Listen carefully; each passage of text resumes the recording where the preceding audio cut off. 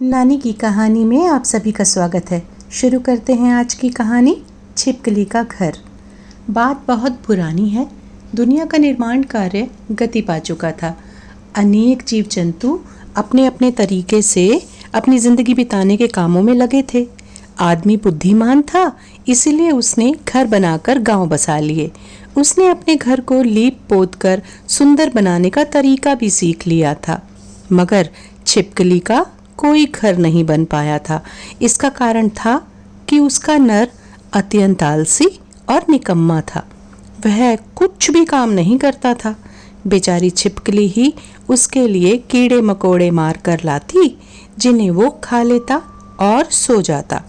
जाड़ों में वह एक चट्टान पर पड़ा धूप सेकता, बरसात में चट्टान के नीचे किसी दरक में दुबक जाता और गर्मी में चट्टान के पास छाया में लेट लगाता। उसका यही काम था, खाओ पियो और ऐश करो। छिपकली अपने नर की काहिली पर बहुत दुखी होती, उसे समझाने की कोशिश करती और नर को अपना घर बनाने के लिए उकसाती। नर उसे बड़े बड़े आश्वासन देता और फिर सो जाता। आए दिन ऐसा होता था। अब तो छिपकली भी उसे समझाते समझाते थक चुकी थी। अंत में थक हार कर उसने उससे कुछ भी कहना छोड़ दिया। एक दिन छिपकली भोजन की तलाश में घूमती घामती एक गांव में पहुंची। उसने वहां मनुष्यों के सुंदर सुंदर घर देखे। उन सुंदर घरों को देखकर उसकी भी इच्छा हुई कि उसका भी अपना एक घर होना ही चाहिए। लेकिन घर होगा कहाँ? उसका नर तो बड़ा निकम्मा था।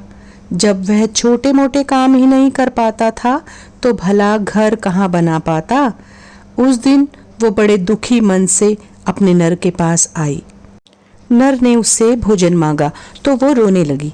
उसने नर को भला बुरा कहा और उसे धिक्कारते हुए बोली, जाकर मनुष्यों के घर देख, तू यूं ही जन्म अकारत कर रहा है। क्या तुझसे अपना एक घर भी नहीं बनाया जाता? अच्छा, तू चिंता मत कर, बरसात बीतते ही मैं घर बनवाना शुरू कर दूंगा। नर ने उसे आश्वासन दिया। भोली भाली छिपकली फिर उसकी बातों में आ गई और अपने घर के सपने देखने लगी। बरसात बीत गई तो छिपकली ने नर को घर बनाने की याद दिलाई। नर ने कहा, बस काम शुरू करता हूँ। इसी तरह जाड़े बीत गए। छिपकली ने फिर पूछा, तुम्हारा घर कब बन रहा है? नर ने कहा, बस बहुत जल्दी। फिर कुछ दिन इसी प्रकार बीत गए तो छिपकली ने पूछा, घर बनाने का काम कैसा चल रहा है? नर बोला, जमीन तय कर ली है, कल से चिनाई का काम शुरू करूंगा। छिपकली जब भी उससे पूछती वह उसे इसी प्रकार की उल्टी सीधी पट्टी पढ़ा देता। छिपकली इतनी भोली थी कि हर बार उसकी बातों में आ जाती। इसी प्रकार दिन बीतते गए। नर आश्वासन देता रहा मगर घर नहीं बना। गर्मियां आई, भयंकर गर्मी पड़ने लगी, गर्म लूहें चलने लगी, चट्टान पर रहना मुश्किल हो गया। तो एक दिन छिपकली रोने लगी।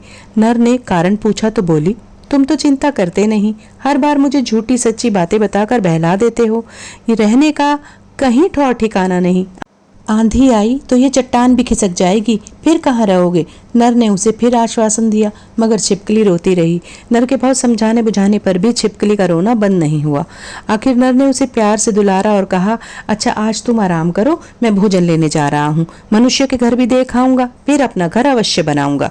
कहकर नर गाँव की ओर चला गया। वो गांव के पास पहुंचा तो उसने मनुष्यों के सुंदर सुंदर घर देखे। उसने सारे गांव में घूम घूम कर देखा। फिर वह छिपकली के पास लौट आया।